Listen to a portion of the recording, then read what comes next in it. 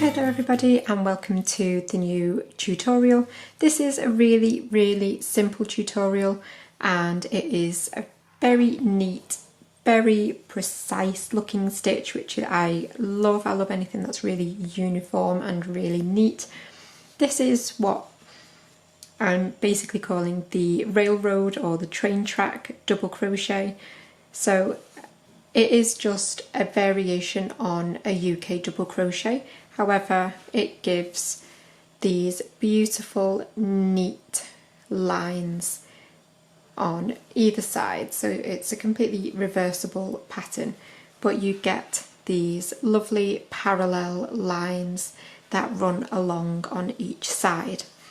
So it's a very tight and closed stitch. So it is really good for pot holders or for face scrubbies and think anything like that really.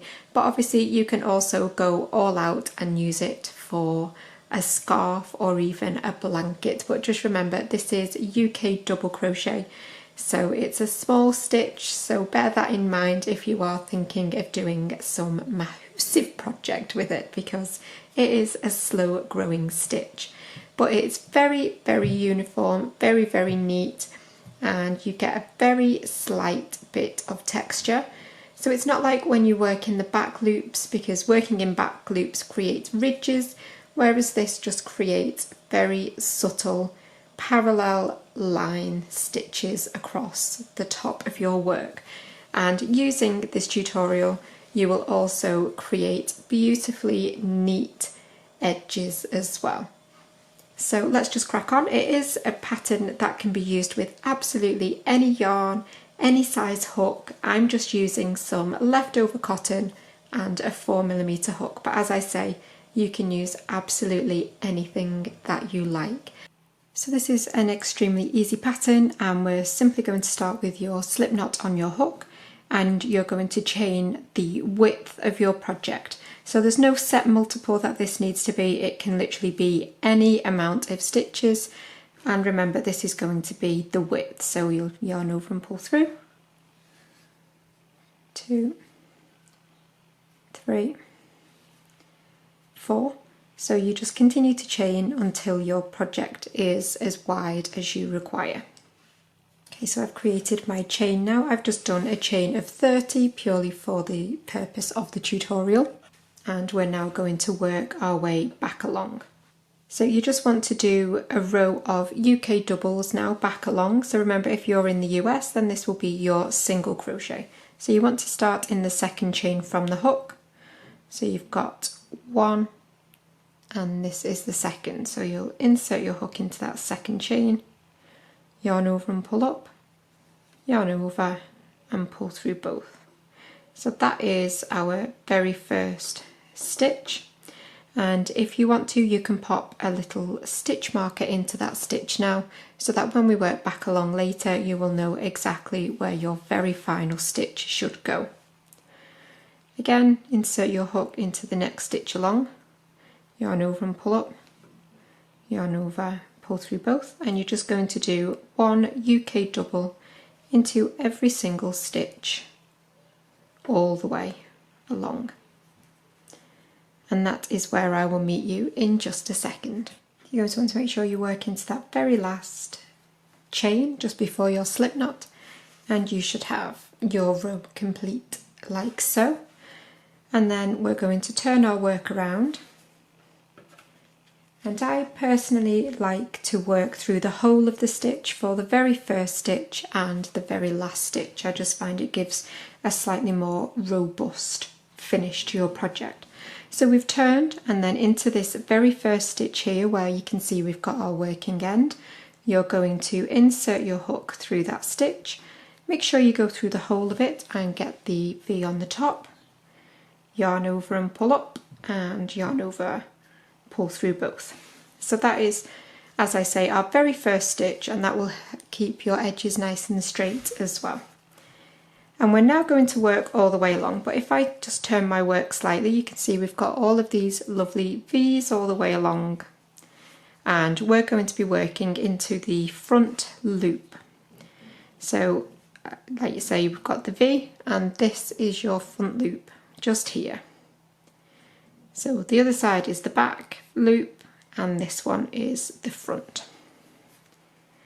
So we're going to insert our hook, again only through the front loop, so you should only get one loop on your hook. Yarn over and pull up and complete your double. And the next one, insert your hook, but again, like I say, only the front loop on every single stitch. And you're going to do that all the way along. So into every single stitch, you will go through the front loop only and work a double crochet. And then I will meet you again as you get towards the end of your row, and we will finish off and start the next row together.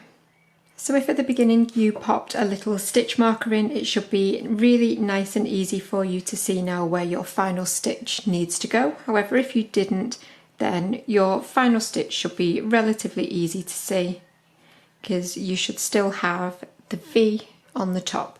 But as I say, I like to work through the whole of the stitch for the very final stitch and the very first stitch.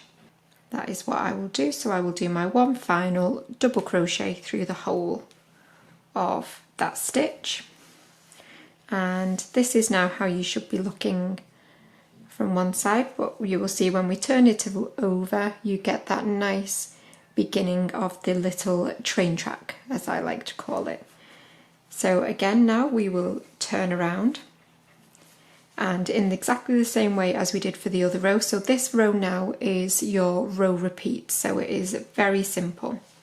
So you will insert your hook through the whole of that first stitch again, yarn over and pull up and complete your double. And I forgot to say it in the last row, but if you pop a stitch marker now through that stitch that you've just created, and then again, it just helps if you're still getting to grips with keeping your edges straight and things, it just firms up exactly where you need that final stitch to go when we work back along for the next row. So you just pop a stitch marker in that stitch that you've just made. Okay, so now in exactly the same way as the last row, we are going to do one double crochet into every single stitch all the way along, but only in the front loop once again. So again, insert your hook through the front loop only, complete your double, and you'll do that all the way along. So I will meet you one final time at the end of this row. So again, if you'd popped your stitch marker in, then you will know exactly where your final stitch goes. And as always, I'm working through the whole of the final stitch and complete your double. So there, now we have got another row done, and again on the other side we will be starting to get the other train track. So the pattern is completely reversible, but that is the complete pattern repeat. So it's a really nice simple pattern, and I really hope that you've enjoyed this one, and please remember to subscribe if you don't already. But I will see you for another tutorial very soon. Bye for now.